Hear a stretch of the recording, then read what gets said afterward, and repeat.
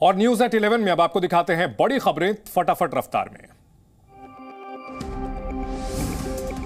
अतीक और अशरफ ने पुलिस को यह बताया था कि उनके कहने पर उमेश पाल की हत्या से ठीक एक दिन शूटर्स की मीटिंग हुई थी। इस मीटिंग में शाइस्ता चकिया वाले घर पर शूटर्स से मिली। मीटिंग के दौरान शाइस्ता ने अपने पर्स से पैसा निकालकर सभी शूटर्स को दिया था।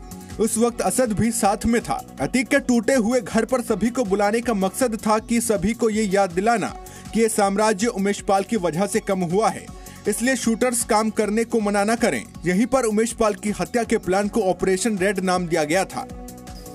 उमेश पाल हत्याकांड को अंजाम देने से पहले तमाम शूटर्स शाइस्ता परवीन से मिलने यहीं पर आए थे।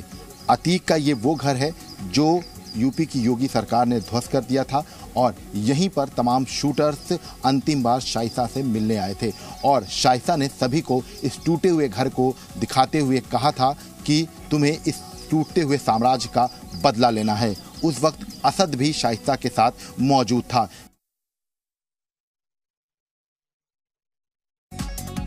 उमेश पाल हत्याकांड के बाद से फरार चल रही माफिया अतीक की पत्नी शाइस्ता परवीन को लेकर एसटीएफ और पुलिस को अहम जानकारी मिली है। उमेश पाल और अतीक हत्याकांड की जांच कर रही टीम, जिसमें पुलिस और एसटीएफ को जानकारी मिली है शाइस्ता इन दिनों तेजी से अतीक के नाम पर दर्ज संपत्तियों और कंपनीज को अपने कब्जे में ले रही है। पुलिस को पता चला है कि शाइस्ता दिल्ली मुंबई में अतीक की कंपनीज को चार्टर्ड अकाउंटेंट की मदद से अपने नाम करवा रही है।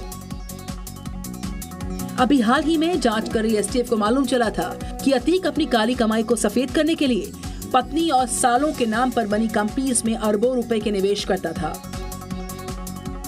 गुरुग्राम में काफी ऐसे रियल एस्टेट कारोबारियों की जानकारी एसटीएफ को भी मिली है,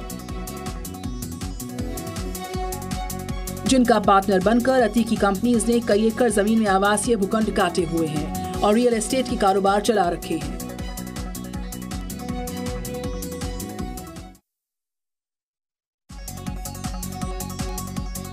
माफिया अतीक अहमद और उसके भाई अशरफ के आईएसआई कनेक्शन पर बड़ा खुलासा हुआ है। आतंकी जीशान, जिसे पुलिस ने 2021 में गिरफ्तार किया था, उसका पासपोर्ट बनवाने में अशरफ ने मदद की थी। अशरफ ने आतंकी जीशान का पासपोर्ट बनवाने के लिए पासपोर्ट ऑफिसर को बाकायदा चिट्ठी लिखकर ये बताया था कि वो जीशान को जानता है।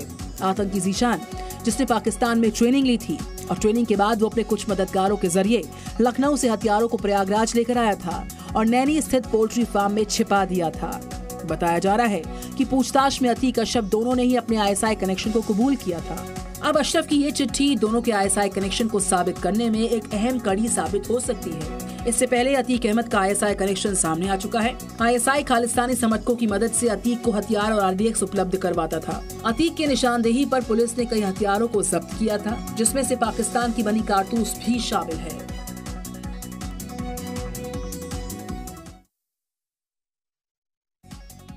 उमेश पाल की हत्या में शामिल अतीक अहमद की पत्नी लेडी डॉन शाइस्ता परवीन की गिरफ्तारी पुलिस के लिए अब बड़ी मिस्ट्री बन गई है।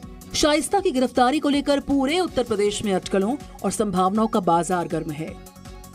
कभी शाइस्ता की पश्चिम बंगाल, तो कभी ओडिशा, तो कभी प्रयागराज, तो कभी कौशाम्बी जिले में छिपे होने की अटकलें लगातार तेज हैं, तो कभी शाइस्ता की सरेंडर करने की खबरें लगातार बनी हैं। अब पुलिस को पूछताछ में अतीक के करीबियों ने बताया है कि शाइस्ता प्रयागराज में ही छिपी है। करीबियों से मिली जानकारी के बाद अब पुलिस और एसटीएफ की टीम नए सिरे से शाइस्ता की तलाश में जुटेंगी। एसटीएफ और जिला पुलिस लगातार इनकी तलाश कर रही हैं और हमें उम्मीद है कि जल्द ही इन्हें गिरफ्तारी करने में सफलता प्राप्त होगी। हालांकि इस बीच दावे तो ये भी हैं कि अतीक शाइस्ता के दिमाग से ही चलता था, इसीलिए यूपी पुलिस किसी भी कीमत पर उसको गिरफ्तार करना चाहती है। चर्चा है कि अतीक की मौत के बाद शाइस्ता की गिरफ्तारी इस्लामिक परंपरा इद्दत के चलते 5 महीने तक टल भी सकती है।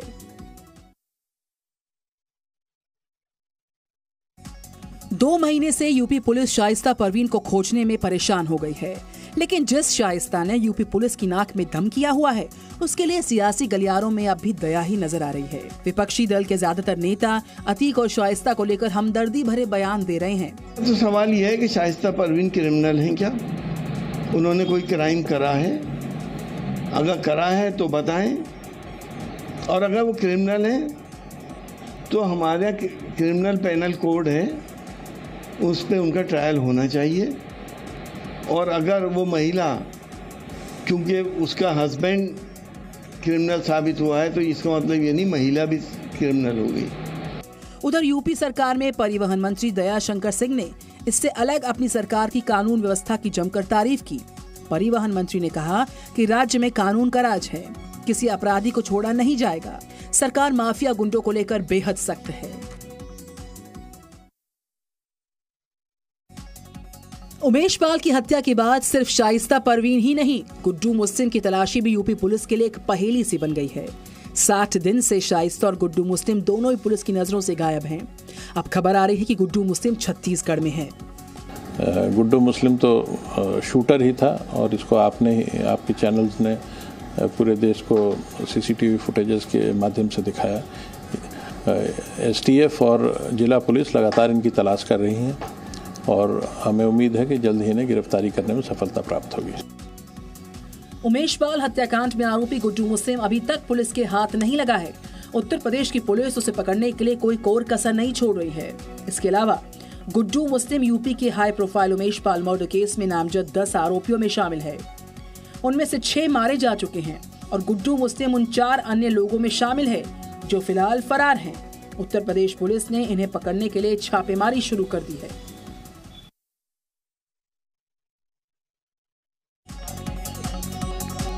15 अप्रैल को कॉलविन अस्पताल के बाहर मारे गए अशरफ की साले की तस्वीर सामने आई है। अशरफ के साले गद्दाफी और सद्दाम दोनों उमेश पाल हत्याकांड में आरोपी हैं और दोनों गिरफ्तारी से बचने के लिए फरार चल रहे हैं। उमेश पाल हत्याकांड में अतीक के भाई अशरफ की पत्नी के और भाई भी आरोपी बनाए गए हैं। पुलिस को तीनों के खिलाफ हत्या की साजिश में शामिल होने के सबूत मिले हैं, जिसके बाद से तीनों फरार हैं। सद्दाम बरेली में दर्ज 2 केसेस विवांछित है और उस पर 50,000 का इनाम भी घोषित है। पिछले दिनों ही उसके खिलाफ कोर्ट में गैर जमानती वारंट जारी किया गया है।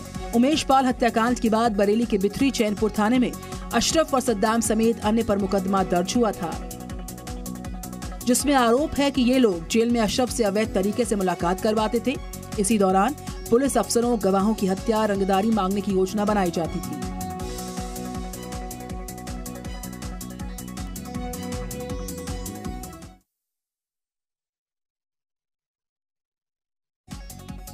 उमेश पाल हत्याकांड के बाद से फरार चल रहे शूटर साबिर को गिरफ्तार करने के लिए पुलिस और एसटीएफ की टीम लगातार छापे मार रही है।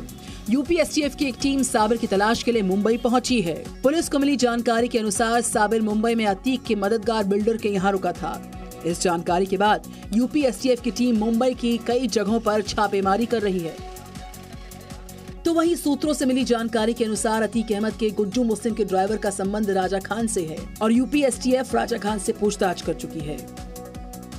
पूछताछ में बात सामने आई कि राजा खान का संबंध छत्तीसगढ़ के महासमुंद से है। इस पूरे मामले में एसपी महासमुंद का कहना है कि राजा खान कई साल पहले महासमुंद में रहता था।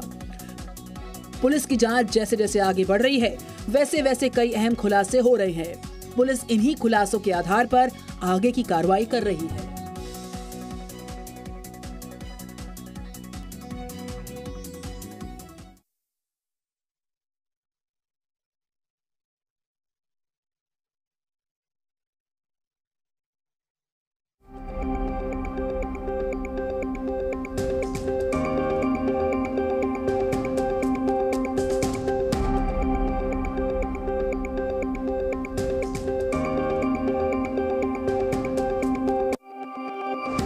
सहारनपुर में सीएम योगी आदित्यनाथ ने जनसभा कर प्रचार की शुरुआत की। इस दौरान मंच से मुख्यमंत्री ने राज्य के माफियाओं को सीधी चुनौती दी है। आज यूपी नो कर्फ्यू, नो दंगा। यूपी में सब और चंगा। नो कर्फ्यू, नो दंगा। यूपी में सब चंगा। रंगदारी ना फिरौती। अब यूपी नहीं है किसी की बपौती। सीएम योगी ने यह भी कहा कि जो गर्मी दिखाते थे वो गर्मी अब शांत हो चुकी है। जो गर्मी दिखा रहे थे उस समय, गर्मी सबकी शांत हो गई होगी। वैसे भी मौसम बहुत सुहावना हो गया, कल तक बहुत गर्मी थी।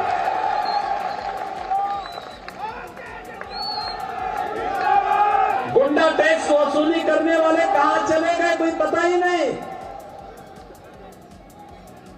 कोई उनके लिए 2 बूंद आंसू बहाने वाला